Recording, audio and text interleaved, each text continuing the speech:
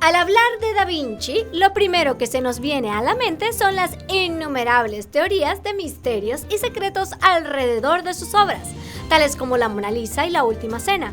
Pero contrario a lo que todos piensan, Leonardo no realizó tantas obras de arte.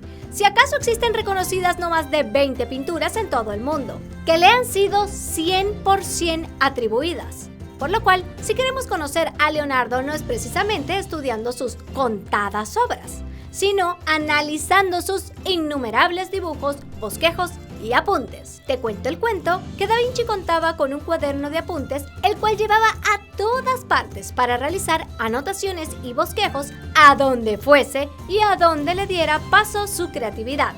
Como saben, era ambidiestro, pero más zurdo que diestro, por lo cual escribía sus anotaciones de derecha a izquierda. Así que para poder leer sus apuntes hay que usar un espejo.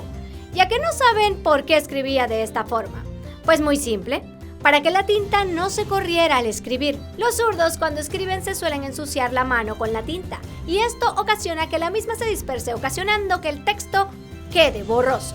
Imagínense en esa época cuando se escribía con tinta y que la misma demoraba más aún en secar y fijarse sobre el papel. Durante su vida dibujó y anotó en más de 7.000 hojas que luego a su muerte le dejó a su compañero Francesco Melzi, quien fue heredero de todas sus pertenencias al morir.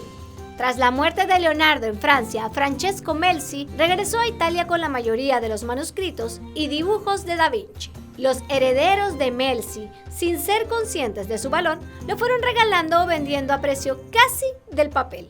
De aquí en adelante, estas anotaciones se han dividido en varias colecciones y se les ha denominado códices. Les cuento el cuento que la reina Isabel tiene un compendio de más de 500 hojas de las anotaciones de Da Vinci, donde principalmente tiene estudios de manos, que es probable que haya usado para crear las manos de la Mona Lisa, así como bosquejos iniciales para crear la Última Cena.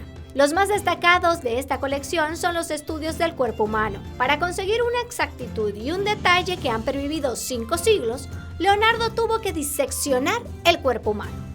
El genio no la tuvo fácil.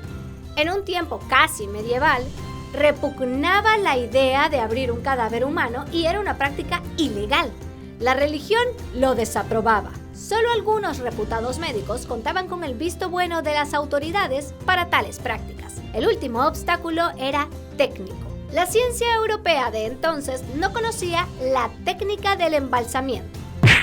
Tampoco se refrigeraban los cuerpos ni se conservaban con sustancias. El formol no sería descubierto hasta el siglo XIX.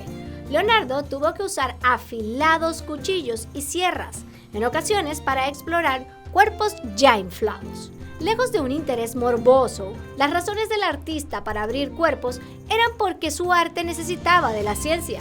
Quería entender cómo estaba construido el cuerpo humano para poder dibujarlo o pintarlo en sus obras con exactitud. La mayoría de los libros de anatomía de entonces no tenían ilustraciones, y los pocos que las tenían no eran fidedignas. Bill Gates adquirió por medio de la casa de subastas Christie's en 1994 el Códice de Leicester, conformado por un total de 72 hojas que eran parte de las anotaciones de Da Vinci, por un total de $60 millones, rompiendo el récord del manuscrito más caro de toda la historia. Además, esta es la única colección de apuntes de Leonardo que está en manos privadas y no en un museo. En el Códice Leicester tiene principalmente experimentos que hizo Leonardo y reflexiones que hacía producto de su ingenio. Este código está casi totalmente dedicado a un estudio en profundidad de un único tema: el agua. Corrientes, remolinos, olas, canales, presas, túneles, proyectos para muelles, para la recuperación de tierras. Los dibujos son muy pocos y por lo general están al margen de las hojas. Los fanáticos del código Da Vinci se desilusionarían al saber que este código no tiene secretos para descubrir tesoros antiguos. Adicional a estas dos colecciones, existen los códices de Madrid, que tienen anotaciones de mecánica, geometría y construcción, y el Códice Atlántico, que se encuentra en Milán, que cuenta con más de 1000 hojas y contiene apuntes y anotaciones de vuelos, armamentos, instrumentos musicales, matemáticas y botánica. En el año 2011 tuvimos en Panamá la exposición en el Museo Reina Torres de Araúz, denominada Da Vinci el Genio, que contaba con aproximadamente 150 réplicas a escala de los inventos más famosos que Leonardo plasmó en sus famosos códices. Ingeniosos objetos tales como armas de guerra, traje de buceo, tanques, bicicletas, paracaídas, puentes, poleas y helicópteros. Leonardo fue consciente que muchos de estos inventos en su imaginación no podían ser confeccionados en su época, pero no escatimó en documentarlos para el futuro. Y si de secretos se trata, ¿qué me dicen de la obra más cara del mundo? Nada más y nada menos que el Salvador Mundi, hoy día propiedad del príncipe heredero de Arabia Saudita, la cual tiene un error garrafal.